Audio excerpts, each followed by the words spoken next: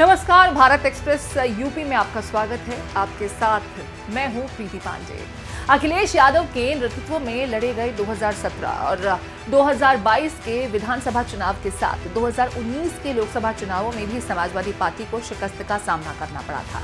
लगातार 3 चुनावों की हार ने अखिलेश की नेतृत्व क्षमता के साथ ही उनकी लोकप्रियता पर भी सवाल खड़े किए।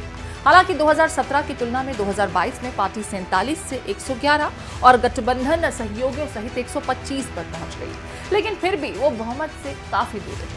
अगले कुछ दिनों में आजमगढ़ और रामपुर लोकसभा के उपचुनावों में पार्टी को फिर 2 करारे झटके लगे, जब उसके उम्मीदवार भारतीय जनता पार्टी के मुकाबले हार गए। ये दोनों ही सीटें सपा का गढ़ समझी जाती थी। आजमगढ़ तो खुद उनकी लोकसभा सीट थी और उनके इस्तीफे के कारण वहां उपचुनाव हुआ था।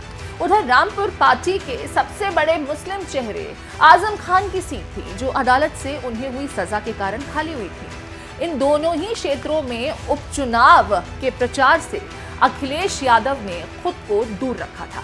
आजमगढ़ की उनकी अपनी सीट पर सपा उम्मीदवार की 8,679 वोटों के मामूली अंतर से हार हुई।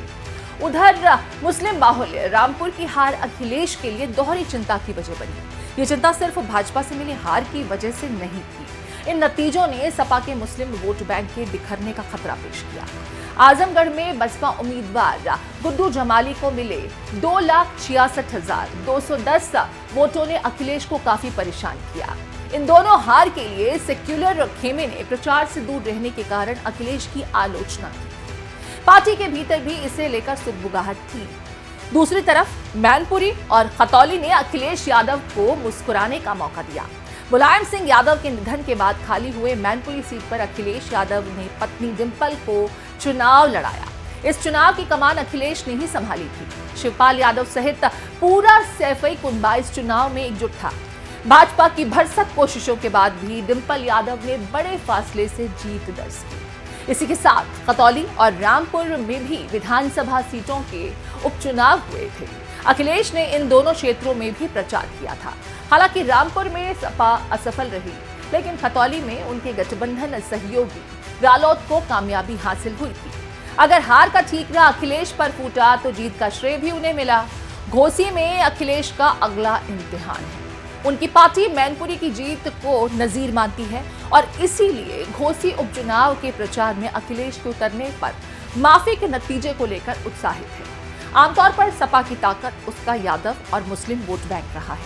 इन दिनों अखिलेश ने पीडीए यानी पिछड़ा दलित और अल्पसंख्यकों की साझा ताकत की रणनीति से भाजपा को चुनौती देने की तैयारी की है।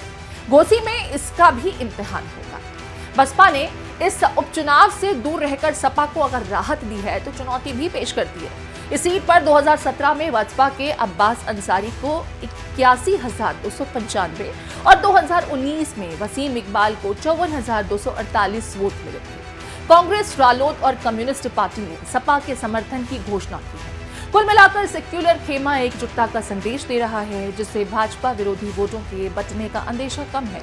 जाहिर है कि ऐसे हालात में खिलाफ नतीजे अखिलेश के लिए बचाव मुश्किल कर देंगे। इस वीडियो में बस इतना ही। उत्तर प्रदेश की तमाम खबरों के लिए चलते रहिए भारत एक्सप्रेस यूपी के साथ। नमस्कार।